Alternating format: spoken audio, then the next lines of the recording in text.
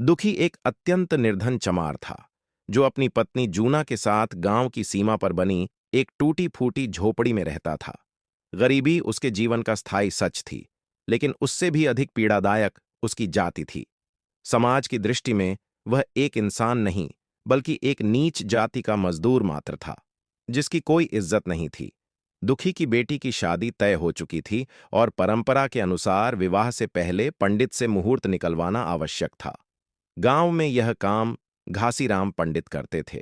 दुखी जानता था कि पंडित बिना कुछ लिए काम नहीं करेंगे, फिर भी वह उम्मीद का सहारा लेकर उनके घर पहुंचा। पंडित ने उसे घर के भीतर बैठने तक नहीं दिया और बाहर खड़ा रखकर ही बात की। मुहूर्त बताने के बदले उन्होंने शर्त रखी कि पहले वह उनके घर का काम करे, तब जाकर मुहूर्त मिलेगा। दुखी ने बिना किसी विरोध के यह बात स्वीकार कर ली, क्योंकि उसे लगा कि थोड़ा बहुत काम ही तो करना है। लेकिन उसे यह अंदाजा नहीं था कि यही काम उसकी जिंदगी का अंतिम काम साबित होगा। पंडित ने दुखी से लकड़ी चिड़वाने का काम शुरू करवाया। धूप तेज थी, उसका शरीर कमजोर था और पेट पूरी तरह खाली, फिर भी वह बिना रुके कुल्हाड़ी चलाता रहा। समय बीतता गया, पसीना बहता रहा और ताकत जवाब देने लगी। वह बार बार पंडित से पानी मांगता रहा, लेकिन हर बार उसे यही उत्तर मिला कि पहले काम पूरा हो जाए। घंटों की मेहनत के बाद दुखी का शरीर कांपने लगा, सांस तेज हो गई। फिर भी उसके मन में बस यही विचार चलता रहा कि बेटी की शादी के लिए यह सब सहना पड़ेगा।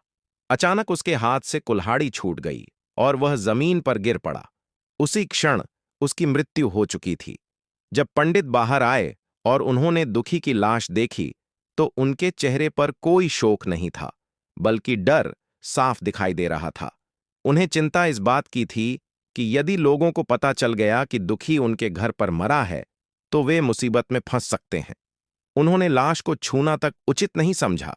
गांव वालों को बुलाया गया, लेकिन कोई भी ब्राह्मण लाश के पास जाने को तैयार नहीं हुआ। अंततः यह निश्चय किया गया कि दुखी की लाश को गांव के बाहर फेंक दिया जाए। कुछ देर बाद जब जूना वहां पहुंची, तो उसने अपने पति की लाश को अकेला और उपेक्षित पड़ा देखा। न कोई कफन था, न अंतिम संस्कार, न ही किसी प्रकार का सम्मान। दुखी को न जीवन में इंसान की तरह जीने का अधिकार मिला और न मृत्यु के बाद इंसान की तरह विदा होने का। दूसरी ओर घासीराम पंडित निश्चिंत होकर अपने घर में पूजा पाठ करते रहे।